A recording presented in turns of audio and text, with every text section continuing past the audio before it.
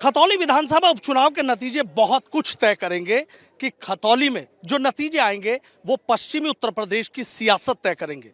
और इस सियासत को अपने पक्ष में करने के लिए राष्ट्रीय लोकदल ने पूरी ताकत झोंक रखी है। जो एक नया गठबंधन बनाया गया है वो गठबंधन कितना मजबूत है और किस तरीके से सियासी हवा को राष्ट्रीय लोकदल के पक्ष में कर रहा है, यही हम बातचीत कर लेते हैं। यहाँ आज़ाद समाज पार्टी के राष्ट्रीय अध्यक्ष हैं चंद्रशेखर आज़ादी। चंद्रशेखर जी, देख रहा हूँ आप आ रहे हैं और आपका भाषण तो बस ऐसा होता है कि हवा ही पलट देता है। तो कितनी हवा आपको लगता है कि आप पलट पा रहे हैं? देखिए, मैं तो सच कहता हूँ। मैं प्राइम मिनिस्टर की तरह झूठ तो नहीं बोलता, ना मुख्यमंत्री जी की तरह झूठ बोलता, ना सांप्रदायिक बातें करता। लोकतंत्र है, प्रजातंत्र है, जनता के मुद्दों पे बात होनी चाहिए, जनता की आवाज़ उठनी चाहिए। अगर नौजवानों की आवाज़ विपक्ष में रह के हम नहीं उठाएंगे, जो महिलाओं पर अन्याय अत्याचार हो रहा है, किसानों के साथ जो मुसीबतें हैं, चाहे गन्ने का मूल्य हो, चाहे MSP गारंटी हो, अगर ये आवाज़ हम नहीं उठाएंगे, भर्तियाँ नहीं आ रही है, नौजवान सुसाइड कर रहा है, ये आवाज़ अगर हम नहीं उठाएंगे, भ्रष्टाचार जो हो रहा है, अगर ये आवाज़ हम नहीं उठाएंगे तो विपक्ष का काम क्या है? तो हम सांप्रदायिक बात नहीं कर सकते, नफरत की बात नहीं करते, बंटवारे की बात नहीं करते। सिर्फ और सिर्फ जो मुद्दे जिनको दबाने के लिए भारतीय जनता पार्टी इन तीनों टूल्स का यूज करती है, हम उसकी बात करते हैं। और वो बात ये है कि उत्तर प्रदेश में जो जंगल राज चल रहा है, जनता उससे मुक्ति चाहती है। पिछली बार कुछ कमी रही, जैसे उस दिन जयंत चौधरी जी ने कहा कि गुड़ कम मीठा था, इस बार ज़्यादा मीठा करने के लिए मैं यहाँ हूँ। और मैं इस बात की गारंटी देता हूँ कि हमने बाबा साहब अम्बेडकर को, सर छोटू राम को, चौधरी चरण सिंह जी को, मान्यवर काशीराम साहब से हमने राजनीति सीखी। उनको पढ़ के, उनके संघर्ष को जान के हम अपने मुल्क की वैल्यू, अपने देश की वैल्यू समझते हैं। आज बीजेपी जिस तरह से तोड़ रही है, सारे सरकारी इंस्टीट्यूशन को ख़त्म कर रही है, जिस तरह से सत्ता का दुरुपयोग कर रही है, जिस तरह से सरकारी मशीनरी का दुरुपयोग कर रही है, आपने कभी नोटिस किया कि कोई भारतीय जनता पार्टी का एक व्यक्ति ऐसा हो जिस पे ED का नोटिस गया हो? आज तक CBI ने छापा मारा हो। लेकिन अगर किसी पे गया और उसने अगले दिन बीजेपी ज्वाइन कर ली तो सारे पाप धुल गए। ये बातें स्पष्ट करती हैं किस तरह से बीजेपी ब्लैकमेलिंग की राजनीति कर रही है। और मैं यहाँ मानता हूँ कि हमारे लोग तैयार हैं। 8 महीने बाद जो दोबारा खतौली को मौका मिला, वो खतौली से इतिहास लिखेंगे। इन्होंने यहाँ से खतौली से नफरत फैला के और बांट के राजनीति की थी, जिससे देश का नुकसान हुआ। लोगों को समझ आ रहा है, आज किसान, कमेरा, मजदूर एक साथ खड़ा हो रहा है और एक ऐसा गठबंधन बना है जो एक दूसरे का पूरक है। हमारे यहाँ कहते हैं देहात में एक नारा है, होते में सबका साझा। जब किसान के खेत में फसल होगी तो मजदूर को भी उसकी हिस्सेदारी मिलेगी। आपने कभी एक बहुत अच्छी बात कही। आपने कहा कि जो नया गठबंधन बना है, अभी आपने मन से एक बात कही कि जयंत भाई हैं, अखिलेश हैं, हम हैं, एक ऐसा मजबूत हम एक गठबंधन बनाने जा रहे हैं कि जो सारे में सियासत की हवा, सियासत का रुख और सियासत का कद तय करेगा। तो आपको लग रहा है जिस तरीके से भीड़ उमड़ रही है, लोग आ भी रहे हैं, आप कह भी रहे हैं कि बस एक बार मदन भैया को जिता जी दे, पूरी ताकत लगा रहे हैं? देखिए, मैं एक बात जानता हूँ और मेरा अनुभव कि जो भीम आर्मी आज़ाद समाज पार्टी के नौजवान पिछले काफ़ी समय से 6-7 साल से लगातार संघर्ष कर रहे थे। 2022 में अगर हम कामयाब नहीं हो पाए, उसका एकमात्र कारण ये था कि हमारे लोगों को ये महसूस हो रहा था कि हमारा प्रत्याशी शायद ना जीते और वो बीजेपी को हराना चाहते थे। इसलिए अब मैं मानता हूँ अब तो उनके पास मौका है और जितनी मेहनत भूखे पेट रह के हमारे कार्यकर्ता करते हैं, इतनी मेहनत सरकार के नेता मंत्री भी नहीं कर सकते। वो घर घर जाके लोगों को तैयार कर रहे हैं और अपने चुनाव चिन्ह को लोगों तक पहुंचाने का काम कर रहे हैं। मैं आपको जो कह रहा हूं ये सुनना बहुत ज़रूरी है। बीजेपी हार रही है, बौखलाहट में। जो हथकंडे उनके पास है उसको अपनाएगी। जैसे जातिगत झगड़े करा दे, किसान कमेरों में झगड़ा करा दे, या हमारे कार्यकर्ताओं पे झूठे मुकदमे लगाए, उनको जेल भेजने का काम करे, या किसी भी तरह जिससे भाईचारा टूट जाए, इस तरह के भाषण दे, तमाम इस तरह की बातें की जिससे कि नफरत की बात आगे बढ़े।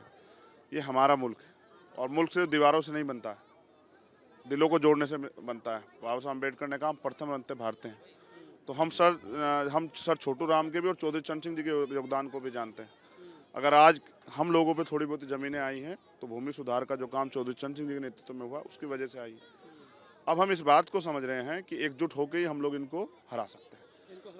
अच्छा, पूरी तरीके से आप देख रहे हैं कि क्या राजनीति का दौर बदल गया है? आप तमाम चीज़ें देख रही हैं कि एक जनसभा हो गई, 2 जनसभा हो गई, एक कोई बड़ी रैली हो गई, काम खत्म हो गया।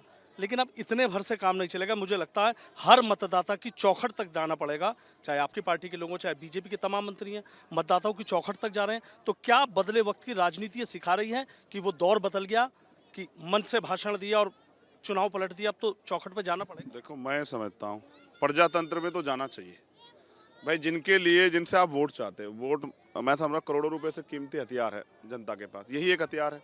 इसी से वो बड़े से बड़े सत्ता को पलट देती है, और पलटी भी गई है। मैंने कई मुख्यमंत्री भी हारते देखे, प्रधानमंत्री भी हारते देखे। तो अगर प्रजातंत्र में आप जिनसे वोट चाहते हैं, अगर उनकी बात आप सुनने के लिए चले जाते हैं, तो ये कोई गलत काम नहीं, ये तो बहुत अच्छा काम है। अच्छी शुरुआत मानी। नहीं, अच्छी शुरुआत है ये, और होता भी यही आया है। ट्रेंड इसलिए बदला है, आप भी समझिए, उत्तर प्रदेश में 403 विधानसभा, अब 403 विधानसभा में अगर एक विधानसभा में एक दिन दिया जाए तो 403 दिन चाहिए। इतने दिन चुनाव होता नहीं है। अब एक दो सीटों पे चुनाव है, तो जनता के नेताओं का तो मन है जाने का। आप ये बताओ, यहाँ बीजेपी की फौज यहाँ काम कर रही है, नहीं कर रही पूरी? अगर बीजेपी ने वास्तविकता में भाई कोई अच्छा काम किया होता तो वही गिनाते। तो गिनाया क्या मुख्यमंत्री ने? हमारे जख्मी तो कुरेदे। ये भारत है और इसकी आज़ादी में सब लोगों का योगदान है, ना एक जाति ना एक धर्म, सब लोगों का। और सबने हंसते हंसते फांसी के फंदे शहीदों ने कबूल किए, इसलिए कि ऐसा भारत बने जिसमें जिस संविधान की जो उद्देश्य है वो पूरा हो। समान अवसर, समानता, भाईचारा, बंधुत्व। अब उसको तोड़ने का काम कर रहे हो, तो मुल्क को कमजोर नहीं कर रहे हो क्या? अब रोजगार की बात पूछते हैं तो मुख्यमंत्री नाराज हो जाते हैं।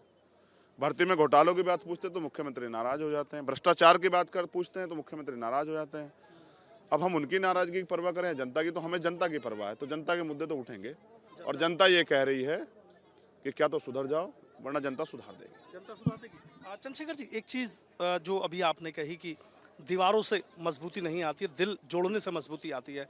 मदन भैया को कितना मजबूत कर पाए? देखिए, आपके कंधों पर भी बड़ी जिम्मेदारी है। पूरी बीजेपी की फौज, आप खुद इस बात को स्वीकार कर रहे हैं कि पूरी बीजेपी की फौज है, तो एक बड़ी जिम्मेदारी है, एक बड़ा गठबंधन आपका बना है जो बहुत कुछ तय करेगा। तो इस बड़ी जिम्मेदारी को कितना मजबूती से आप मदन भैया को जिता रहे हैं? नल से पानी की जो बात कर रहे हैं, वाकई इतना मीठा पानी निकलेगा? देखिए, एक जो वो नारा लगा रहे हैं कि हमारा प्रत्याशी बाहर ही है, अब उनकी कथनी करनी को सुनना चाहिए पिछले कुछ बार की। वो भारी कह रहे हैं, भारी। हमारा प्रत्याशी भारी है, इसलिए ही उनके सामने लाचारी है। हमारा गठबंधन मजबूत है, और उस मजबूती का पैमाना 8 तारीख को जब बूथ खुलेंगे आप देख लेना। उस मजबूती का पैमाना ये है कि जो लोग ये कह रहे थे चुनाव में नहीं है, चुनाव हम इतने उससे जीतेंगे, जो 2 बार से आश्वस्त थे, आज उनको फौज क्यों उतारनी पड़ रही है? बताइए।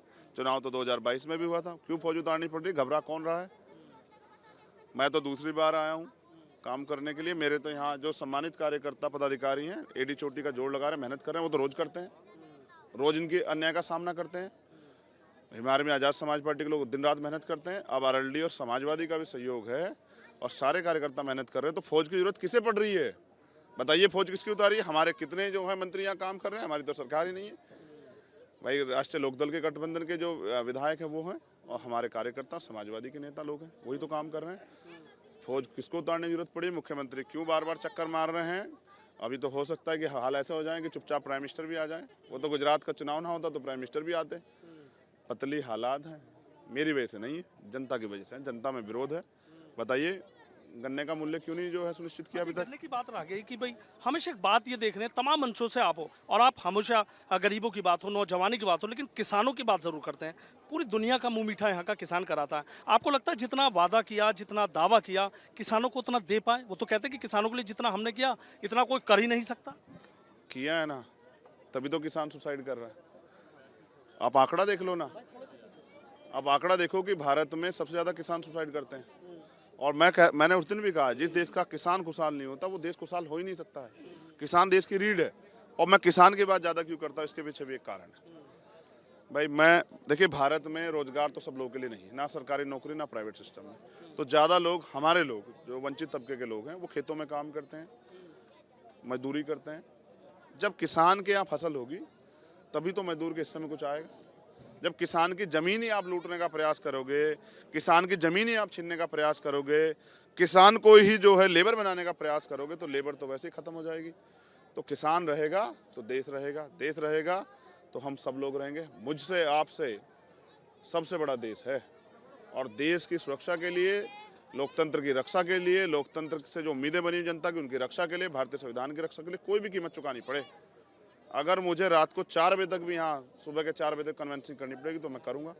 और मैंने तो अपने लोगों से कहा कि 3 तारीख का गिफ्ट जो है वो 5 तारीख को जन्मदिन है, हाँ 5 तारीख को दे देना और 5 तारीख को गिफ्ट ऐसा देना कि मुझे भी याद रहे और आप मेरी बात को याद रखना। जितने हथकंडे अपनाने अपना ले, इस बार तो गठबंधन जीत रहा है। गठबंधन जीतेगा। आप रामपुर भी गए थे, मैं देखा, मैनपुरी की भी बात हो, तीनों सीटों का उपचुनाव है, तीनों जगह सब गठबंधन है, आप खुद जा रहे हैं, खुद जिम्मेदारी संभाल रहे हैं, कभी गांव, कभी गली, कभी रामपुर है, कभी फिर खतौली है। क्या लग रहा है अगर इन 3 सीटों की बात करें, चूंकि पूरे देश की नजर इन 3 सीटों पर टिकी है, कि क्या होगा? क्या वाकई बीजेपी इतनी मजबूत है? पूर्व का कुछ याद दिलाऊं, 2017 में विधानसभा चुनाव हुआ और फिर लोकसभा का उपचुनाव हुआ 18 में, गोरखपुर और फूलपुर हारी, फिर कैराना में हुआ, फिर गठबंधन के एक साथी भी चले गए थे और मुझसे कहा गया, मैं जेल में था, रासुका लगा रखी थी मेरे ऊपर, कहा गया कि भाई तुम्हें दूसरी जेल में ट्रांसफर कर देंगे। हमने कहा कहाँ भेजोगे, देश में ही तो रखोगे। तो हमारे लोगों ने तब मिलजुल के साथ दिया। यही गठबंधन था। क्यों भाई, मैं गलत कह रहा हूँ क्या? यही गठबंधन था। 44,000 से हराया लोकसभा में, एक पत्र ने, सिर्फ इतना प्यार करते हैं लोग मेरे काम को, एक पत्र ने 44,000 से हराया। और आज फिर मैं आपसे कह रहा हूँ कि उनको भी सीखना चाहिए कि नफरत देश में फैलाने से कल किसका नुकसान है। हम सियासत भी तो कर रहे हैं, देश में ही कर रहे हैं और सियासत कर रहे हैं, जनता के लिए कर रहे हैं। अगर उसी जनता को नफरत की आग में झोंक दोगे तो फिर किसका नुकसान हो जाए किसको पता है। मैं तो नुकसान की बात कर लेता हूँ। मुख्यमंत्री आए थे, सीधा क्या कहते हैं, राजनीति का अपराधीकरण ना होने दें, सोचें समझें। तो ये वाला जो शब्द है, राजनीति का अपराधीकरण ना होने दें, बाहरी प्रत्याशी इतने मुकदमे, बार बार मदन भैया के पीछे पड़ जाते हैं, कुछ ना कुछ ऐसा कह जाते हैं। तो अब मदन भैया के जोर के पीछे पड़ता कौन है भाई? आप ये कह रहे हैं मुख्यमंत्री अपराधी, अच्छी बात है, कहना चाहिए उनको, लेकिन उनकी पार्टी के लोगों को तो देखें। उनकी पार्टी में कितने MP MLA हैं जिन पे भ्रष्टाचार के, रंगदारी के, अपराध के मुकदमे चल रहे हैं? आप देखो, चाहे चिन्मयानंद स्वामी साहब हो, तमाम ऐसे नेता उनकी पार्टी में। और फिर मुख्यमंत्री जी पे खुद मुकदमे। मैं कह रहा हूँ मेरे ऊपर मुकदमे, लेकिन मुकदमे है किस चीज़ के, ये भी तो समझना पड़ेगा। जब आप सरकार के खिलाफ आवाज़ उठाओगे तो मुकदमे हो जाएंगे। मैं तो निर्दोष होते 16 महीने जेल में रहा। 2 अप्रैल में हम अपने हक के लिए सड़कों पर आए, छूटे मुकदमे, लाठियों से पीटा दलितों को और पीट के बंद कर दिया जेल में। और जब बेल हुई तो रासुका लगा दी, खाल खींच ली दलितों की। क्या दलित भूल जाएंगे? नहीं भूलेंगे। आज की आपकी जो शराब और पैसा बांटने का आप बीजेपी के लोग कर रहे हैं, बड़ा आरोप नहीं लगा रहा, मैं साबित कर दूंगा जब आप कहेंगे। मैं इसलिए एविडेंस दे रहा कि कोर्ट ले चलूं इन लोगों को। मुझे उम्मीद है, देखो सरकारी मशीनरियों का दुरुपयोग हो रहा है, ये तो आप भी जानते हैं। एक दिन पहले कोई अधिकारी VRS लेता है और अगले दिन जो है चीफ इलेक्शन एजेंट जो है बना दिए जाते हैं। तो आप समझिए कि भारत में क्या चल रहा है। पहले से सारी तैयारी। तो मैंने जो आरोप लगाया वो सच है। और अगर आपको नहीं भरोसा है तो आप जाके बीजेपी के दफ्तरों से देख लीजिए कि वहाँ से क्या चल रहा है। इस बार गरीब पैसे पे नहीं, भावना से वोट करके और अपने ऊपर किए हुए हर उसका दर्द का, चाहे हाथरस का दर्द हो, चाहे उन्नाव का हो, चाहे लखीमपुर खीरी का हो, सबका बदला वोट के जरिए चुका होगा। क्योंकि जनता पे तो यही एक माध्यम है भाई। जनता तो लड़ नहीं सकती, प्रजातंत्र है तो वो बटन दबा के ही चुनाव के समय अपने जो दुख है, अपने जो तकलीफ है, अपना जो विरोध है उसको दर्ज करा सकती है। खतौली, रामपुर और मैनपुरी में विरोध दर्ज होगा। आखिरी सवाल मेरा ये है, इतनी चीज़ें आप कह रहे हैं कि दुरुपयोग हो सकता है, तमाम चीज़ें हो सकती हैं, लेकिन इतना सब कुछ होने के बावजूद जो आपका भरोसा है, आपके चेहरे की मुस्कुराहट है, वो कम नहीं हुई। ऐसा क्या भरोसा है जो आपको लग रहा है कुछ भी हो जाए खतौली में तो विजय श्री मदन भैया को मिलेगी? मुजफ्फरनगर की सम्मानित जनता, खतौली के ईमानदार हमारे कार्यकर्ता, उनके संघर्ष, उनकी मेहनत और भारतीय संविधान पे पूर्ण भरोसा है। और ये मेरा भरोसा तब और मजबूत हो जाता जब हमारे प्रत्याशी रात को 2-2 बजे तक जनता के बीच में जाके अपील करते हैं। कुछ भी कहते रहो, कोई भी आरोप लगाते रहो, कोई भी साजिश करते रहो, कामयाब तो नहीं होगी। किसान कमेरों का गठजोड़ है। ये तो जब खेत में काम करते हैं तो बंजर भूमि को उपजाऊ बना देते हैं। ये तो राजनीति है। तो इस बार जो परिवर्तन होगा वो पूरे भारत को दिखाई देगा और उत्तर प्रदेश को भी दिखाई देगा। बहुत बहुत शुक्रिया। तो देखिए, चंद्रशेखर आजाद है, सीधा उनका कहना है कि देखिए जो गठबंधन है बहुत मजबूत होगा, कहीं किसी तरह की कोई दिक्कत नहीं है और उन्हें पूरा भरोसा है कि जीत गठबंधन की होगी। वीडियो जर्नलिस्ट सत्येंद्र सिंह के साथ सनुज शर्मा, एबीपी गंगा, खतौली।